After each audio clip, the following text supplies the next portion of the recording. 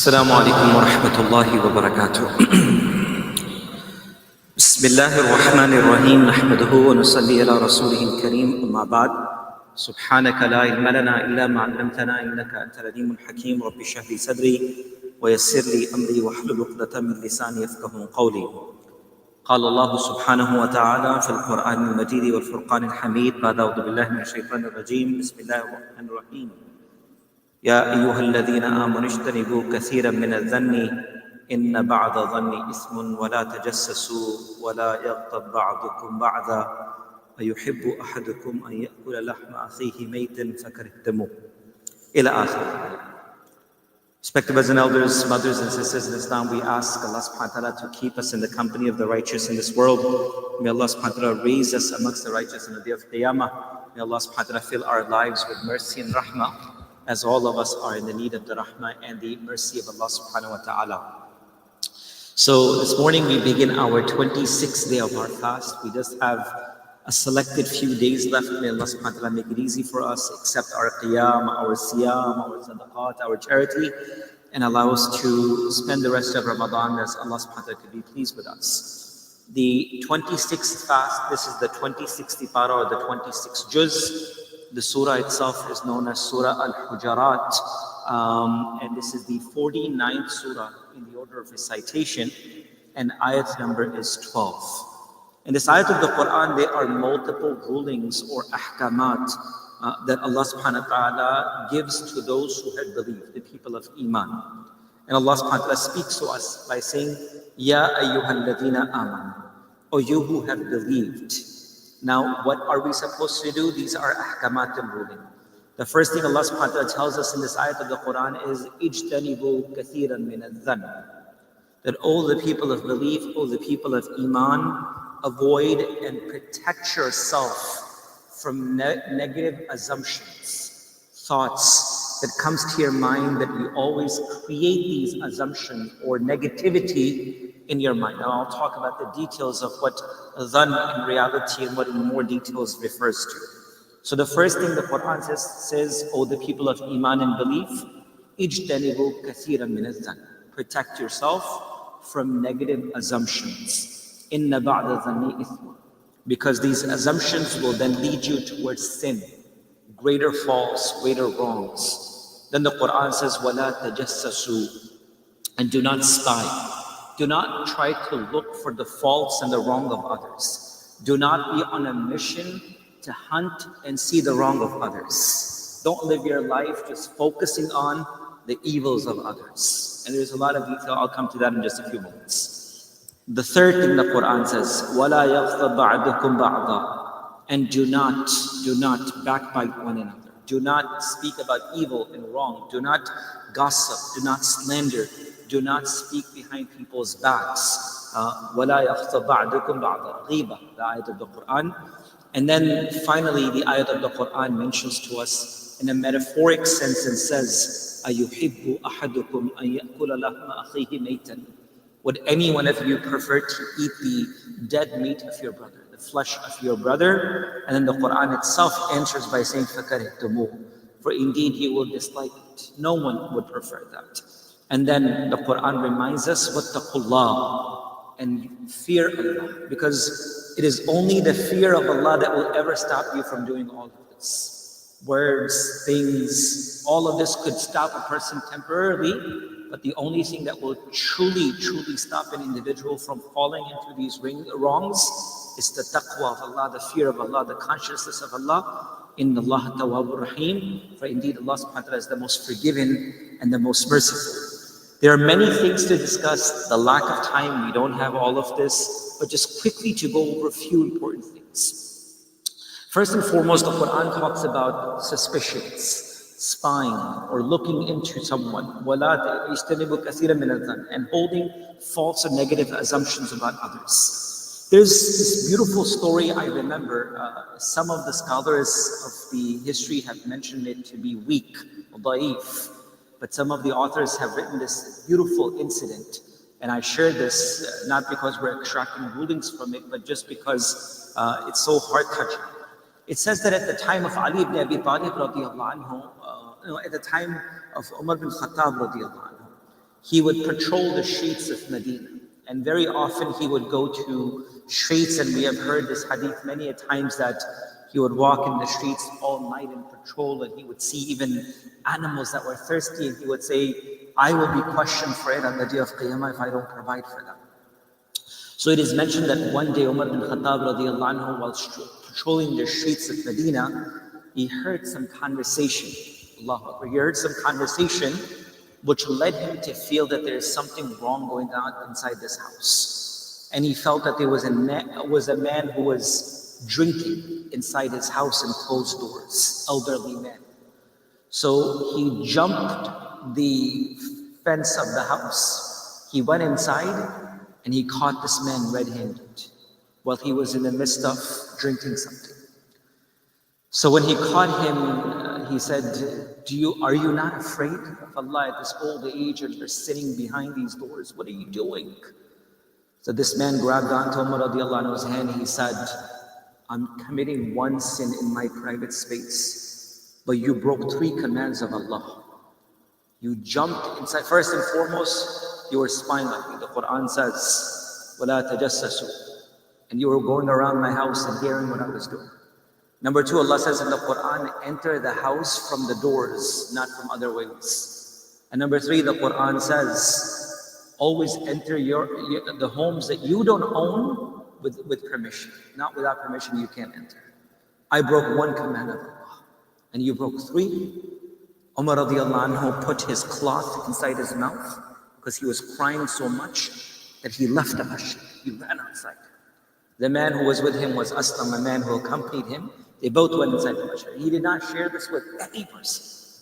Many days passed that this old man wasn't comfortable making eye contact with Umar radiallahu anhu. He was too scared. He was too scared to come and meet him in person and make eye contact. So after many, many days, while the dars was going on, Umar radiallahu anhu was sitting down. This man comes to the side and he speaks very, very close to him, and he says, Umar, bring your ear closer. He brought his ear closer and he says, oh Umar, ever since you left that day, I have not touched alcohol. I have not drunk anything. So Umar radiallahu anhu says, bring your ear close. He says, from that day that I seen you, I have never told anyone about this. This was ikhlas, this was sincerity in their hearts that they had for the pleasure of Allah subhanahu wa ta'ala. But the Quran reminds us, Ya ayyuha alladhina amanu ijtanibu kathiran min az-zann. O the people of Iman, protect yourself from false assumptions. Brothers and sisters, a lot of time we become so used to looking at the faults of others that we forget to rectify and better our own selves. And this is sometimes the greatest effort of shaitan. That we want to change the whole world, but we don't want to change ourselves. We can look at the negativity of every person, but one is not able to see their own wrongs and their own faults. Of course, it's our responsibility as the Ummah of the Prophet ﷺ to stop others from wrong. But the first and foremost step towards rectification of anything is my personal life. If all of us could take that point of changing our lives, the societies will become better. The Ummah will become great. The nations will become great. So the Quran says, "Ijtanibu kathiran min az-zann." Don't think about negativity of others.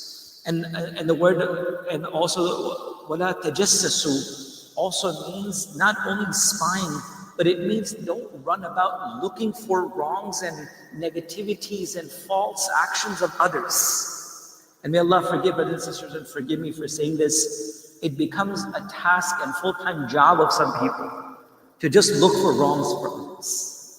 We should be so busy and occupied in fixing our lives that we don't even get a chance to look at anyone else. Our own evils should keep us so busy and engaged in bettering ourselves that we have no chance of looking at the wrongs of others. Yes, as an ummah, it's our responsibility. We see a brother or sister do something wrong, with muhabbat, with love, with affection, with hikmah, it is our responsibility to tell one another with ikhlas. That's why deen is nasiha, and nasiha, all of it is sincerity.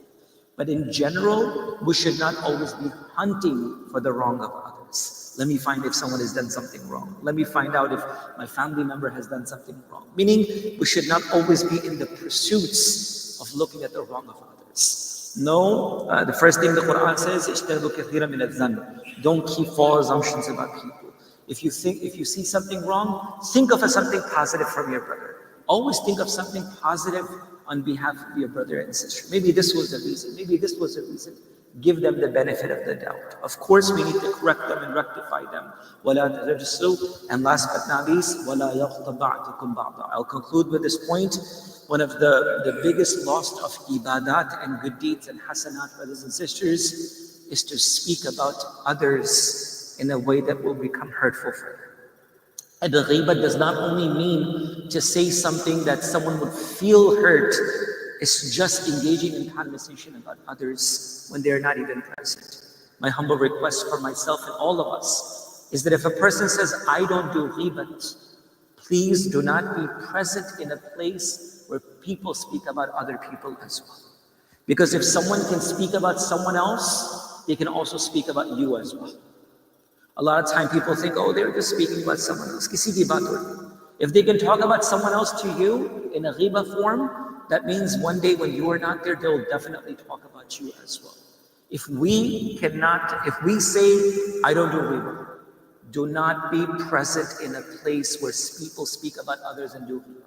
Just get up and leave that location.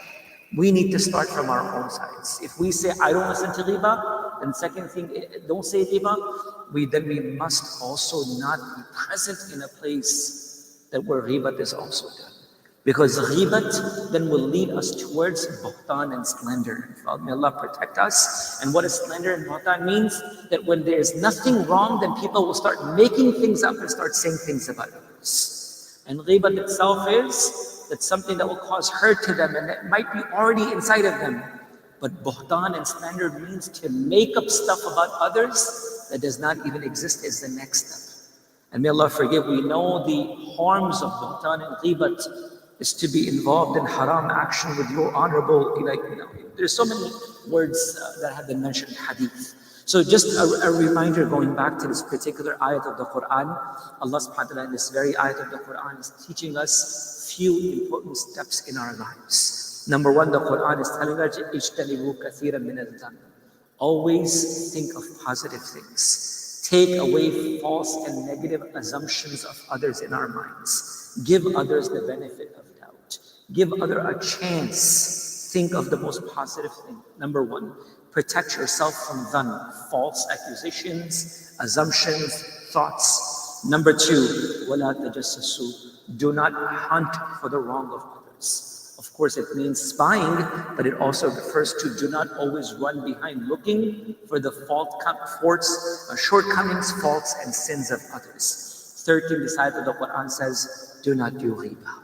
Do not speak, do not listen, do not be engaged, do not participate in a place where people speak about other and do ghiba. That will lead us towards stronger and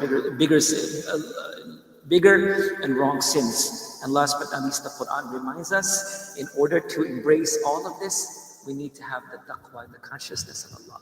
It is only the fear of Allah that will stop us from doing any of this. And then the ayat of the Quran reminds us at the end, if we are involved or have done any of this, and you come back to Allah, inna Allah tawwabur rahim, for indeed Allah is most forgiving, Allah is more merciful. But it has to start from our heart. That, Ya Allah, I need to protect myself. Oh Allah, protect my eyes, my ears, my minds, my thoughts, and to always hope for the best for others. So again, this is the 26th Sipara, the 26th Juz. Surah Al-Hujurat is the 49th Surah of the Quran. And this is verse number 12, where Allah subhanahu wa ta'ala gives us this beautiful guidelines. May Allah allow us to practice whatever good has been shared. Subhanallah wa bihamdihi. Subhanallah wa bihamdihi.